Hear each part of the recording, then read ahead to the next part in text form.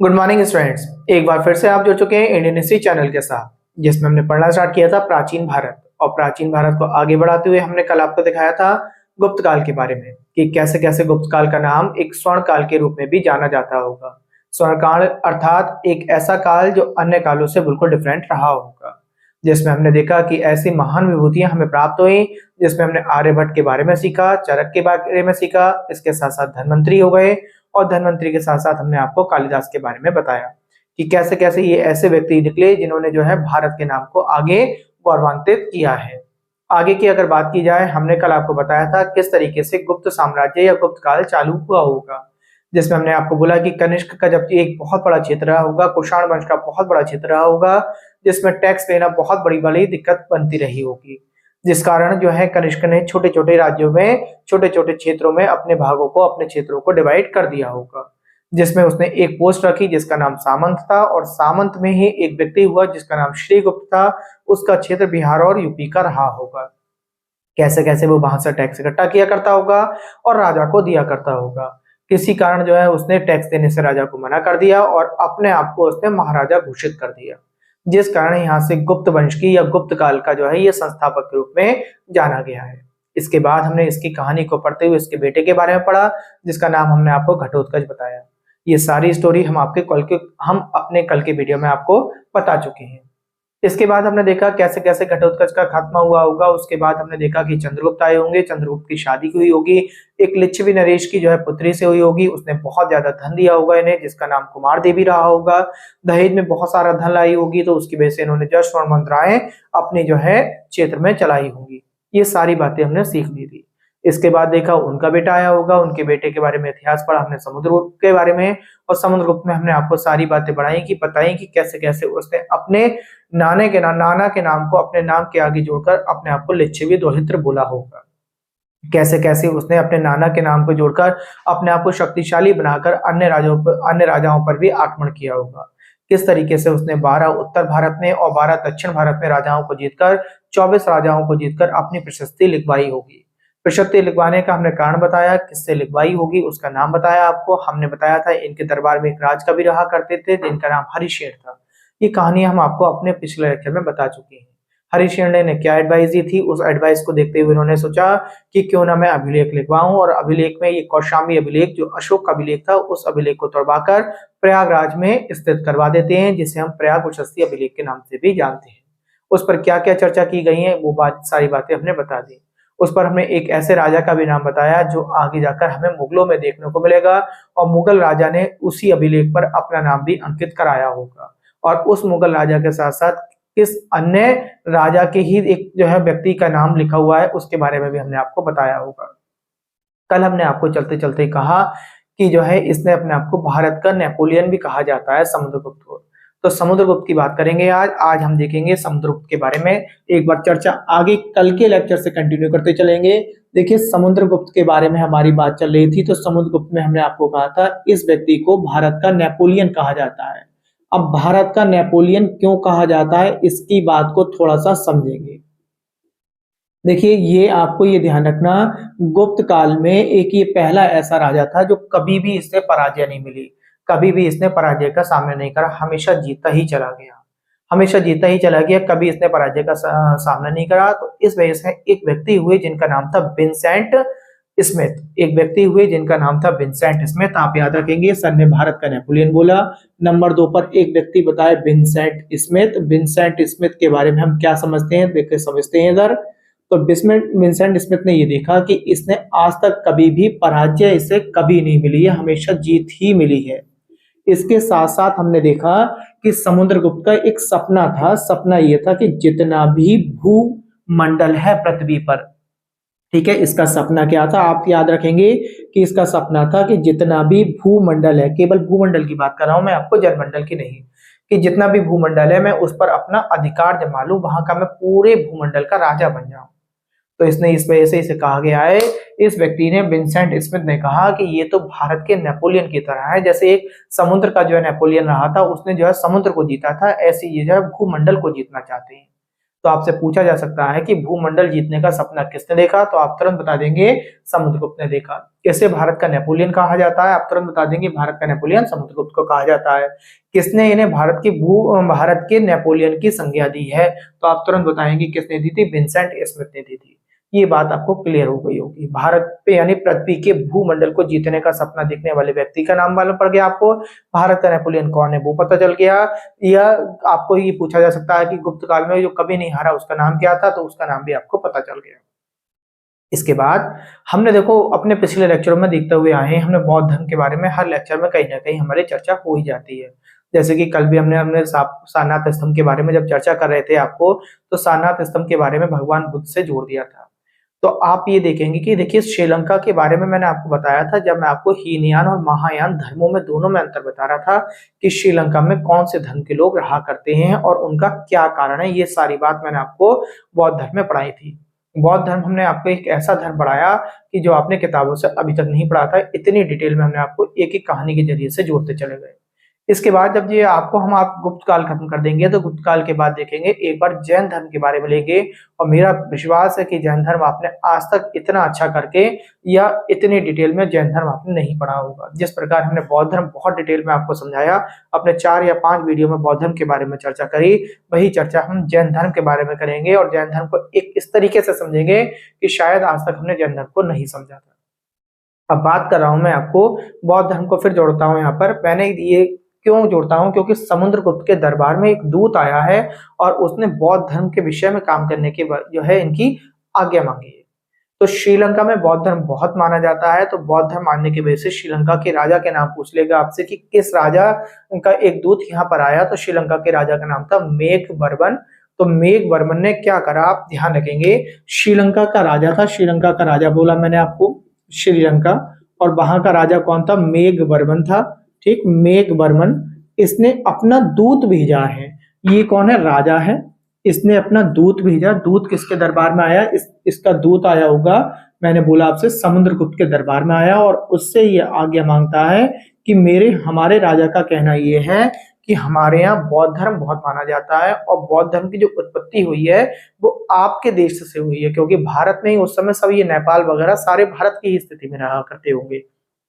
तब ये दूत समुद्रगुप्त से परमिशन मांगेगा कि हमारे राजा आपसे ये चाहते हैं कि क्योंकि उनके जो बौद्ध धर्म को वो अनुयायी हैं, वो अपने धर्म का फैलाव करने की वजह से भारत में एक बिहार बनवाना चाहते हैं। किनका बिहार बनवाना चाहते हैं, बौद्ध धर्म का एक बिहार बनवाना चाहते हैं। तो बौद्ध धर्म के बिहार बनाने की आज्ञा किसने ली है, तो ये ध्यान रखना, श्रीलंका के राजा मेघवर्मन ने ली है। और वो उन्होंने क्या भेजा, अपना एक दूत भेजा। दूत किसके दरबार में आया, समुद्रगुप्त के दरबार में आया। समुद्रगुप्त के दरबार में लिख देता हूं मैं आपको, दरबार में आता है और आने के बाद इनसे परमिशन लेता है और एक बौद्ध विहार बनता है यहाँ पर आकर। बौद्ध विहार समुद्रगुप्त के साम्राज्य में या समुद्रगुप्त के जब कार्यकाल में किसने बनवाया है, आप तुरंत बता देंगे, श्रीलंका के एक राजा मेघवर्मन ने बनवाया है और ये बौद्ध विहार बनाया गया है। और बौद्ध विहार क्या होती है ये हमने बहुत बार चर्चा कर ली, इस बात पे हम वीडियो को आगे नहीं खींचेंगे। तो 5 पॉइंट आपको क्लियर हो गए। 6ठे पॉइंट के बारे में अब चर्चा की जाएगी। बौद्ध विहार मालूम पड़ गया। 6ठे पॉइंट में आपसे कभी कभी ये पूछा जा सकता है कि इसके समय में कौन सी इसकी मुद्रा चला करती थी। तो इसकी मुद्रा जो चला करती थी उस मुद्रा का नाम था दिनार। तो आप मुद्रा के बारे में आपको ये ध्यान रखेंगे, मुद्राएं पीछे मैंने आपको कई बार पढ़ा दी और कल के वीडियो में तो मैंने आपको मुद्राएं इतने अच्छे से क्लियर कर दी थी कि किस पर केवल एक स्त्री का जो है चित्र अंकित है और किस पर स्त्री के साथ साथ पुरुष का चित्र भी अंकित है। और स्त्री का चित्र अंकित कराने वाले का नाम क्या था और स्त्री और पुरुष दोनों का नाम अंकित कराने वाले का या चित्र छपाने वाले का क्या नाम था, ये सारी चर्चा हमने कल के वीडियो में कर ली थी। आज की अगर बात करें, अब देखिए समुद्रगुप्त का धीरे धीरे खात्मा होता चला जाएगा, क्योंकि हमने आपको बता दिया, इसके संगीत का शौकीन भी बता दिया, वीणा के बारे में बता दिया, कविराज के बारे में बता दिया, इसके अभिलेखों के बारे में कल के वीडियो में हमने बता दिया। पूरी डिटेल में हमने आपको सारी बातें समझा दी।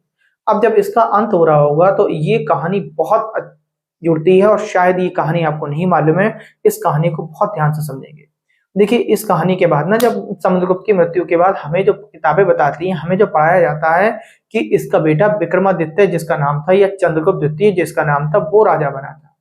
बट ये थोड़ा सा गलत हो जाता है यहाँ पर, इससे पहले भी इसका एक बड़ा बेटा राजा बना था। तो आप ध्यान से समझ लेंगे मैं आपसे क्या कह रहा हूँ। समुद्रगुप्त के दो बेटे थे। दो बेटों के आपको नाम याद कर लेंगे। पहले बेटे का नाम रामगुप्त था और दूसरे वाले का नाम अगर आपसे कहें तो मैंने आपको चंद्रगुप्त द्वितीय बता दिया। ठीक, तो समुद्रगुप्त के दो बेटे हैं। 7वां पॉइंट में आपने याद करा, समुद्रगुप्त के दो बेटे हैं। दो बेटों में हमने आपको बताया दो बेटे, एक का नाम था रामगुप्त और एक का नाम था, दूसरे का नाम था आपका चंद्रगुप्त द्वितीय। चंद्रगुप्त द्वितीय। देखिए ये कहानी अभी बहुत इंपॉर्टेंट होने वाली है, इस बात को हम समझेंगे। 7वें पॉइंट के बाद 8वां पॉइंट हम यहाँ ले लेते हैं। देखो अब जब इसकी मृत्यु के बाद जो राजा बना, कि सर ने बताया था राजा बना इसका बड़ा बेटा, उसका नाम था रामगुप्त। ठीक, रामगुप्त। आप ये ध्यान रखेंगे, इसकी पत्नी का नाम भी अगर आपसे पूछ रहे तो इसकी पत्नी का नाम बताएंगे हम, ध्रुव देवी था। ये ध्रुव देवी क्यों इंपोर्टेंट हो जाती है वो बात हम समझेंगे। देखिए हुआ क्या, इतना बड़ा राजपाट जो कनिष्क का रहा होगा, कनिष्क के बाद गुप्त काल का, गुप्त पीरियड का एक राजपाट चलता रहा होगा, और बहुत बड़े राजपाट को छोड़कर जब ये समुद्रगुप्त की मृत्यु हुई होगी और राधागुप्त राजा बना होगा, तो इस समय एक राजा है जो शकों के राजा थे, आपसे पूछा जा सकता है, जिनका नाम था भद्रबाहु। तो शकों के राजा ने, भद्रबाहु ने इस पर ना रामगुप्त पर आक्रमण कर दिया इनके समय पर। देखो कहानी बहुत ध्यान से समझ लें, ये आपने नहीं सुनी है, मेरा बिल्कुल जहां तक मुझे उम्मीद है आपको नहीं पता होगी, ऑलमोस्ट नहीं पता होगी, लगभग आपको 50% मान सकता हूँ पता हो सकती है, आपको 50% नहीं पता भी हो सकती है। तो इस समय जो है क्या हुआ, शकों का एक राजा था, शकों का राजा था, जिसका नाम मैंने आपको क्या बता दिया, भद्रबाहु रहा होगा। और भद्रबाहु ने क्या कर दिया, इस पर अटैक कर दिया, किस पर, रामगुप्त पर अटैक कर दिया। आक्रमण हुआ किसका, भद्रबाहु का, और भद्रबाहु के साथ साथ मैंने कहा किसका, रामगुप्त का जो है आक्रमण हो गया, यानी युद्ध हुआ। और युद्ध इतना विशाल रहा होगा कि आप ये समझ लीजिए कि इतनी बड़ी सेना रामगुप्त की रही होगी और भद्रबाहु की छोटी सी टुकड़ी रही, और छोटी सी टुकड़ी ने आके जो है इस पर रामगुप्त को जो है अपने पकड़ बना ली, इस पर, और इस पर पकड़ बना ली, महल को कब्जा लिया, महल के साथ साथ इस रामगुप्त को जो है बंदी बना लिया। और रामगुप्त जब बंदी बन गए तो इसका मतलब कितनी भी अब आपकी प्रजा रह गई रही उससे कोई मतलब नहीं है। जब शतरंज का खेल खेलते हैं आप तो आपने देखा होगा, अगर राजा उसमें जो है मारा गया तो आप ये समझ लीजिए उसके बाद आपके पास कितने ही प्यादे और कितने ही आपके घोड़े रहे, ऊंट रहे, हाथी रहे, कितने बचे रह गए हों, उससे आपको कोई मतलब नहीं है, वो तो सब आपके बेकार हो जाएंगे। तो आपने क्या करा, यहाँ पर जो है क्या होगा, एक जो है इनका दोनों का युद्ध हुआ। युद्ध में क्या हुआ, मैंने आपको बता दिया कि रामगुप्त बंदी बना लिया गया। इस छोटी सी टुकड़ी थी, बहुत छोटी सी टुकड़ी, और जब बंदी बना लिया गया तो रामगुप्त को संधि करनी पड़ी।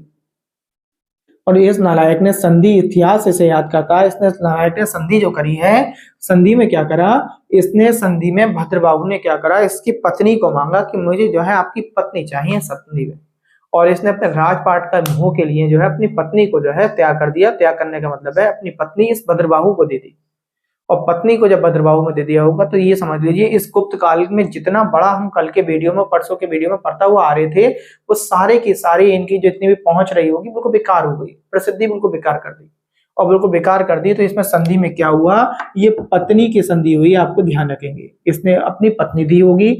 और जब ये बात इसके छोटे भाई, राधा गुप्त के छोटे भाई जिसका नाम चंद्रगुप्त द्वितीय था, चंद्रगुप्त द्वितीय को पता चली होगी, चंद्रगुप्त द्वितीय को पता चला, या इसके साथ साथ विक्रमादित्य भी लिख देता हूं मैं आपको, विक्रमादित्य को इस बात की नॉलेज हुई होगी।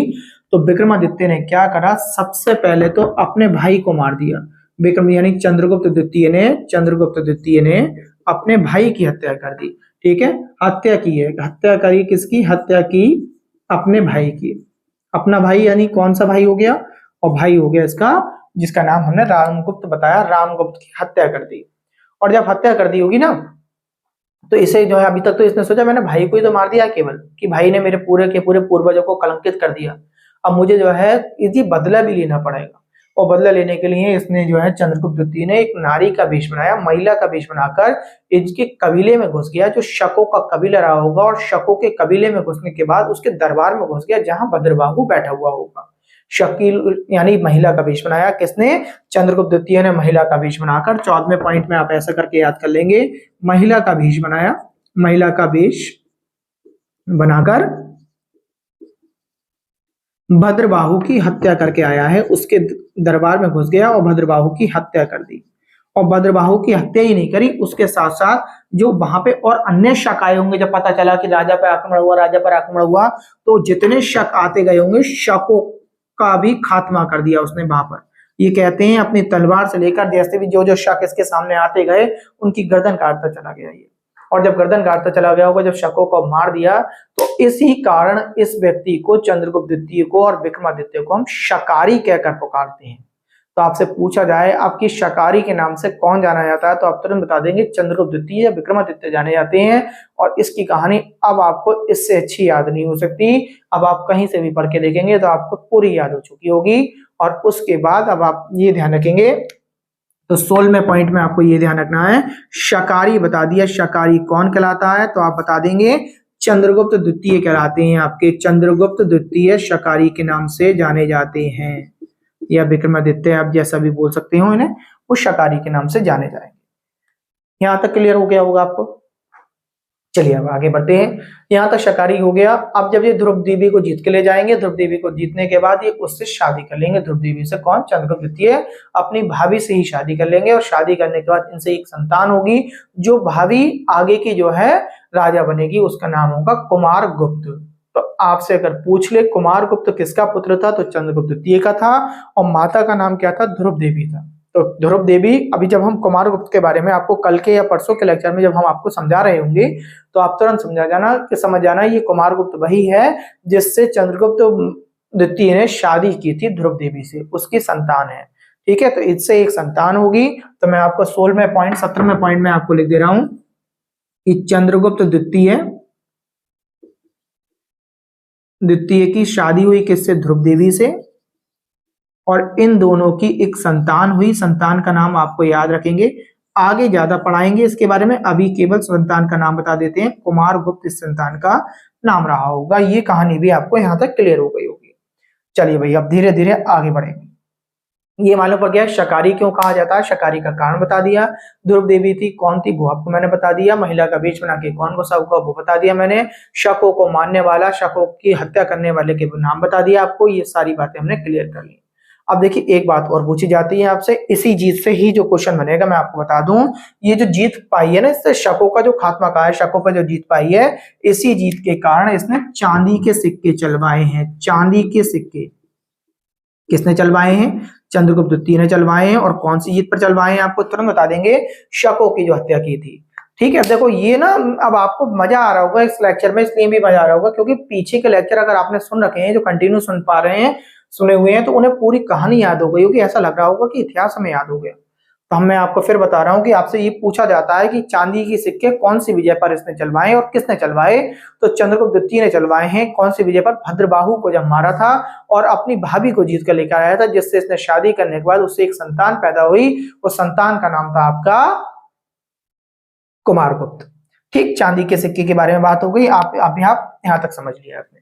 एक बार फिर से मैं आपको बता दूं, आपसे इतिहास पूछता है, इतिहास में आपसे पूछा जाता है कि शकारी के नाम से कौन जाना जाता है।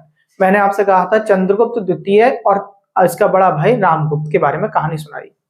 फिर सुने ध्यान से, इतिहास में आपसे कॉम्पिटेटिव एग्जाम की दृष्टि से एक क्वेश्चन बनता है कि जो है शकारी के नाम से कौन जाना जाता है, शकारी कौन था या किसके मानने के बाद जो है इसे शकारी के नाम से जाना गया होगा। तो आप याद रखेंगे कि सन ने बताया था समुद्रगुप्त की दो संतानें थी, जिसमें एक का नाम था रामगुप्त और दूसरा था आपका चंद्रगुप्त द्वितीय। जिसमें समुद्रगुप्त की मृत्यु के बाद उसने अपने बड़े बेटे को राजा बनाया गया होगा। बड़े एक बेटे का नाम था रामगुप्त, उसकी पत्नी का नाम था ध्रुव देवी।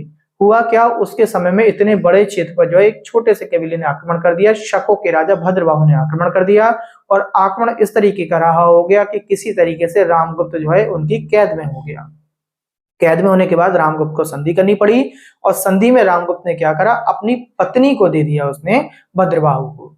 तो भद्रबाहु को जब अपनी पत्नी दे दी होगी, तो जब पता चला इसके छोटे भाई को जिसका नाम चंद्रगुप्त द्वितीय था, उसने सबसे पहले अपने भाई की हत्या करी जिसका नाम था रामगुप्त। और उसके बाद महिला का वेश बनाकर शकों के कबीले में घुस गया और शकों के राजा भद्रबाहु का जो दरबार था उसमें घुसने के बाद उसने भद्रबाहु की हत्या करी। और उसके साथ साथ जितने भी शक उसके सामने आते गए होंगे, शकों को जो है मारता चला गया।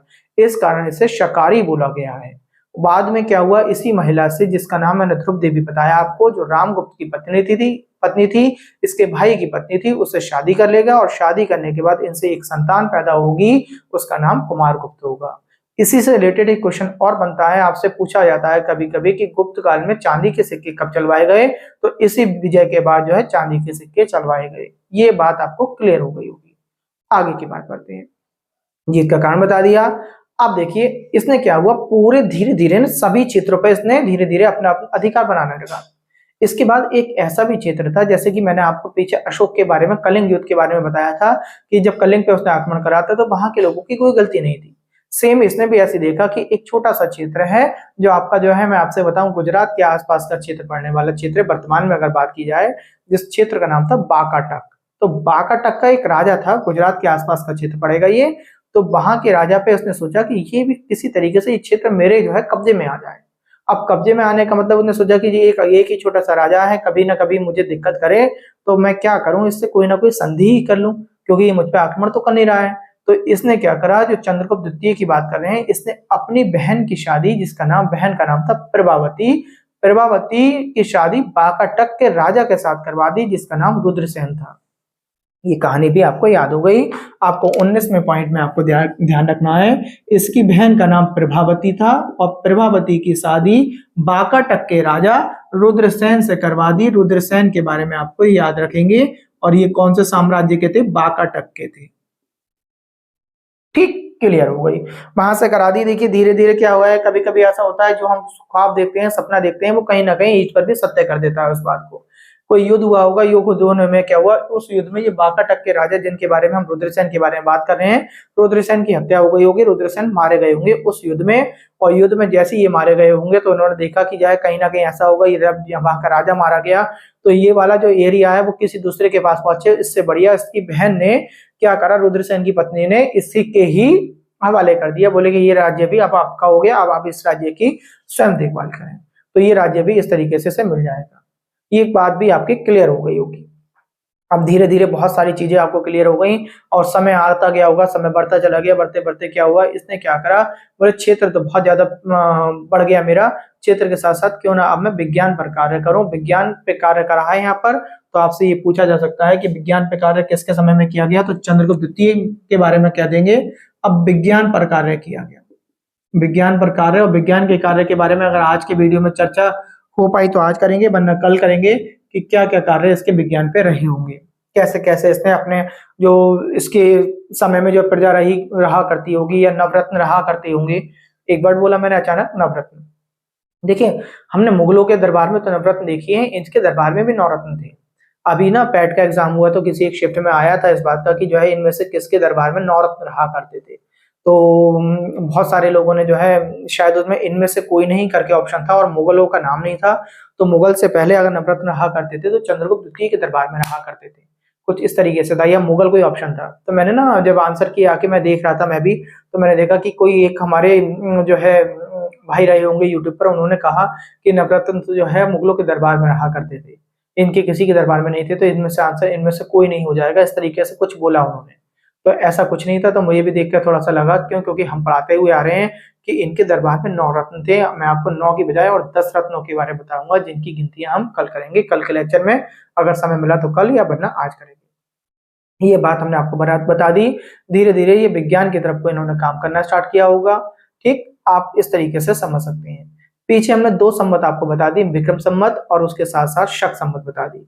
ऐसे ही एक समय जब चंद्रगुप्त का राजा के बारे में हमने पढ़ा था अभी, जब चंद्रगुप्त पढ़े थे हमने, जैसे कि पहले श्रीगुप्त पढ़ाया, श्रीगुप्त के बाद उनका बेटा घटोत्कच बताया, घटोत्कच के बाद चंद्रगुप्त पढ़ाया।